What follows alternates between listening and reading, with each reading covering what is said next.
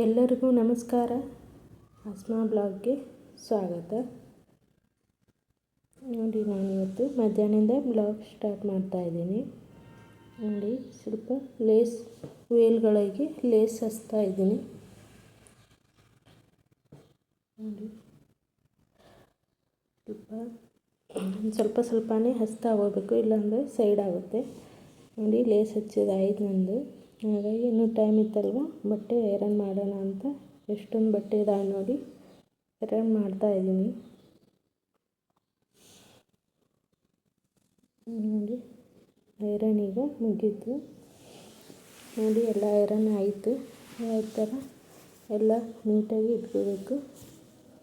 Side pant, ಒಂದು side ಶರ್ಟ್ಗಳನ್ನು ಇಟ್ಕೊಂಡಿದ್ದೀನಿ. ಮಧ್ಯಾಹ್ನ ಊಟದ ಟೈಮ್ ಆಯಿತಲ್ವ, ಹಾಗಾಗಿ ಅಡುಗೆ ಮಾಡೋಕ್ಕಂತ ಹೋದೆ. ನೋಡಿ, ನಾನಿವತ್ತು ಗೆಣಸಿನಕಾಯಿ ಹೋಳಿಗೆ ಮಾಡ್ತಾಯಿದ್ದೀನಿ. ಗೆಣಸಿನಕಾಯಿ ಸಿಪ್ಪೆ ಎಲ್ಲ ತಕ್ಕೊಂಡು ಈಗ ಸಣ್ಣ ಸಣ್ಣ ಪೀಸ್ ಮಾಡಿ ಕಟ್ ಮಾಡ್ಕೊಳ್ಳೋಣ. ನೋಡಿ, ಕಟ್ ಮಾಡ್ಕೊಳ್ಳೋದಾಯಿತು. ಒಂದು ಸ್ವಲ್ಪ ನೀರು ಹಾಕಿ ಕುಕ್ಕರಿಗೆ ಹಾಕಿ ಒಂದು 4 ವಿಸಿಲು ತಗೊಳ್ಳೋಣ.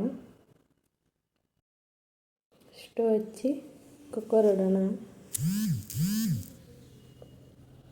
ಒಂದು 4 ವಿಸಿಲ್ ಆಯ್ತಂದರೆ ಈ ಕಡೆ ಕುದಿಯೋಕೆ ಇಟ್ಟಿದ್ದೀನಿ ಗೆಣಸಿನಕಾಯಿ. ಈಗ ಸ್ವಲ್ಪ ಹಿಟ್ಟು ಕಲಿಸ್ಕೊಳ್ಳೋಣ. ಉಪ್ಪು ಹಾಕಿ ಸ್ವಲ್ಪನೇ ನೀರು ಹಾಕಿ ಹಿಟ್ಟಿಗೆ ಸ್ವಲ್ಪ ಮೆತ್ತಗೆ ಕಲಿಸ್ಕೊಳ್ಳೋಣ. ನೋಡಿ, ರೆಡಿ ಆಯ್ತು ಹಿಟ್ಟು. ಈಗ ಪ್ಲೇಟ್ ಮುಚ್ಚಿ 5 ನಿಮಿಷ ಬಿಡೋಣ. ನೋಡಿ, ಈಗ ಮೆಣಸಿನ್ಕಾಯಿ ಕುದ್ದಿದ್ದಾವೆ.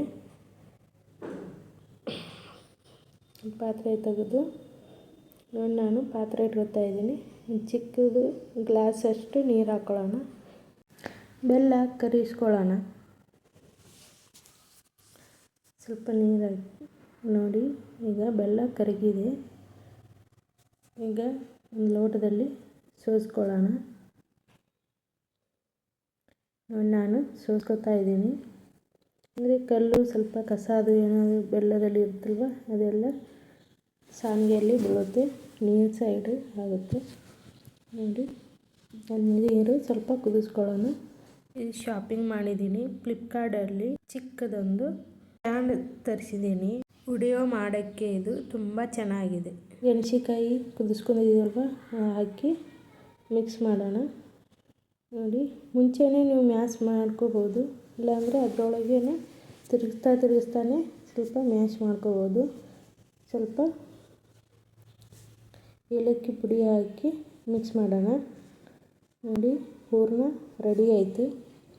ಗೆಣಸಿನಕಾಯಿ ಹೂರಣ ರೆಡಿ ಆಯಿತು. ಕೈಗೆ ಅಂಟ್ಕೋಬಾರ್ದು, ಅಂಟ್ಕೊಂಡ್ರೆ ಚೆನ್ನಾಗಿ ಬರಲ್ಲ. ನೋಡಿ, ಈಗ